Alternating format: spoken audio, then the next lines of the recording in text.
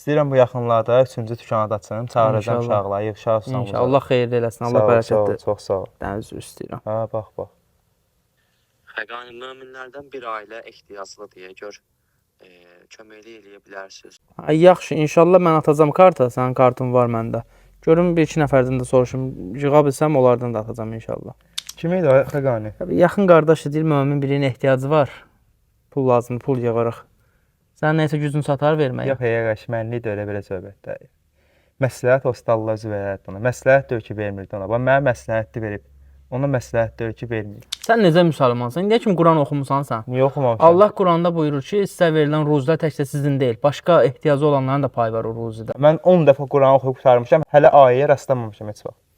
Başa düşmürsən axı, boş-boş oxuyursan sən onu. Məaric 24-25-i oxu, görəcəksən. Quranla yanaşı məsumlarımız da buyurub hədislərdə ki, yedirtmək yeməkdən, geyindirmək geyinməkdən gözəl və ləzzətlidir. Sən isə deyirsən ki, Allah nəsib bilsəydi ona qismət eləyərdi, ona verərdi, mənə verməzdi. وَالَّذِينَ فِي أَمْوَالِهِمْ حَقٌّ مَّعْلُومٌ لِلسَّائِلِ